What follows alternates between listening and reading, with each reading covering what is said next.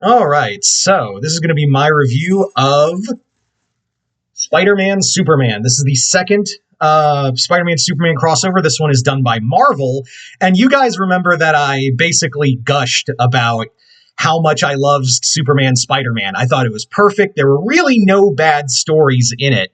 And they were really like Mark Waid's was a love letter to, Spider-Man and Superman. Everyone had a great backup story, and I was very excited to see how Marvel was going to do their side of the pond.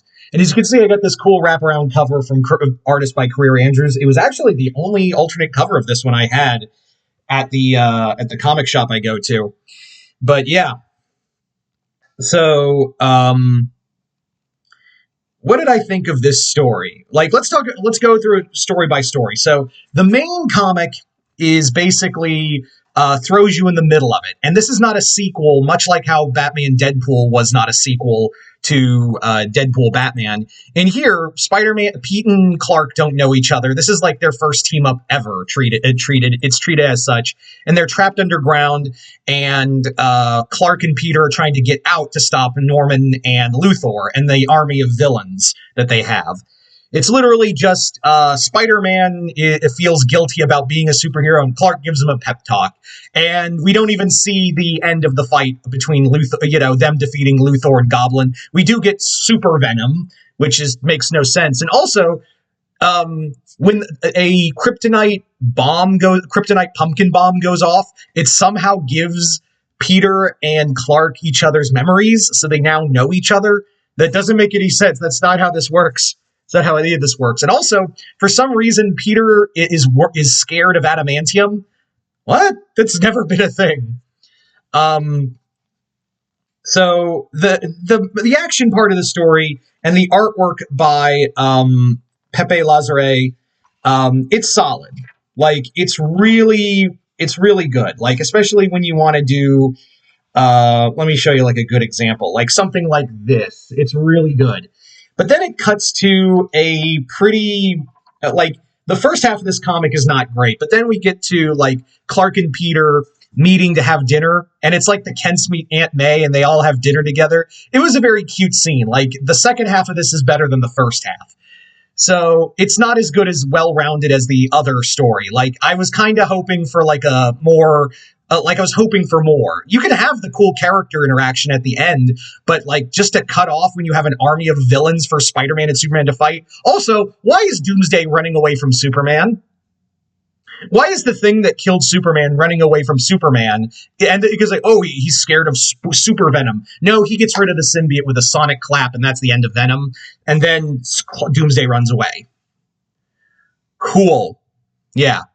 So the main story's not great. But what about the backup stories? Like, what are the backup stories like? Well, I can't believe I'm saying this, but like Spider-Man Noir and Golden Age Superman by Dan Slott is really good. It's a really good comic. I really like the artwork. Because I have the list right here. Marcos Martini does the artwork, and it's very Golden Age, very Roberto Risi. Like, it's really cool. And I also love this image right here, right here, because it's like a Superman parody of Amazing Fantasy. I was like, all right, that's cool. Yeah, it was a brief story, and I was like, didn't think I'd say this out loud, but good on you, Dan Slott. Joe Kelly's Lana Lang and Gwen Stacy conversation. It's cute. It's basically when they were dating, Clark and Peter, and it's basically them talking about like, their lives are so dangerous and that, we don't know much about them. Although we do get some cool images of like Superman fighting Sandman and Metallo fighting Spider-Man. It's nothing too serious. Like, it's exactly what you think it is. The dialogue's fine. I will say we already did this with Lois and Mary Jane. Like, we legitimately just did this with Mary Jane and Lois. Then we have what is called Superman versus Mysterio, but really it's Superman teaming up with the Thing by Jeff Johns and Gary Frank. It's more of a comic where everyone's fighting everybody, and it's all told from Thing's perspective. Personally, I think Jeff Johns just wanted to write the Thing again. That's my feeling on the matter, is that he just wanted to write the Thing. So yeah, the artwork's good. I mean, it's Gary freaking Frank. What do you expect? Then we have Louise Simonson doing Steel versus Hobgoblin, which was actually pretty cool. I would love to see Marvel and DC do. This is actually something I would love to see Marvel and DC do more, is having a Marvel superhero fight a DC villain so we don't have to do a whole team up and do that all over again. And Steel and Hobgoblin actually match up pretty well. So I thought, so it's basically like, it's a cool story of like, oh, I don't know this supervillain, so I'm going to go after and chase him and fight him. And I'm like, yeah, why don't we do more of this, Marvel and DC? If you don't want to do the whole superheroes fighting anymore, let's do something unique with the whole crossover twist. Let's have a Marvel or DC villain fight a Marvel or DC superhero for a comic. I think it would be pretty solid. So it's fun.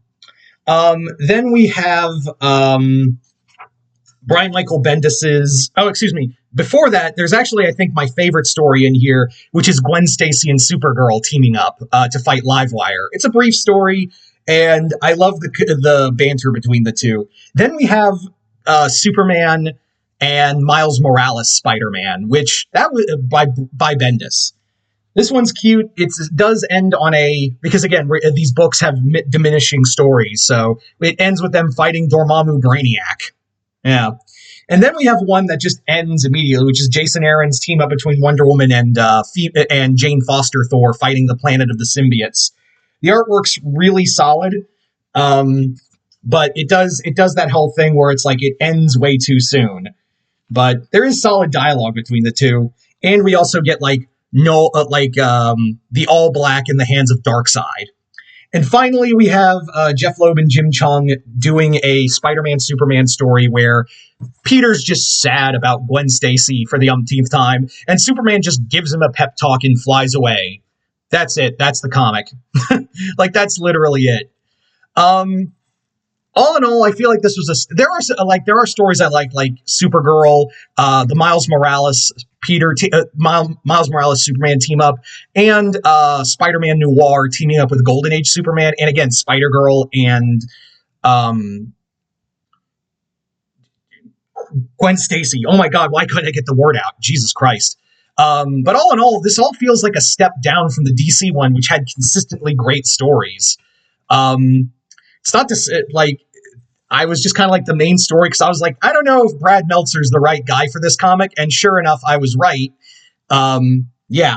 After how good the DC one was, this feels like the weaker of the two. But anyway, you guys tell me in the comments below, though. What did you guys think of Spider-Man Superman if you've read it? Just comment below, let me know. I'm curious to see what you guys have to say about this one. But other than that, hope you all enjoyed this. I'm Mr. Multiverse. I'll see you next time in the Multiverse.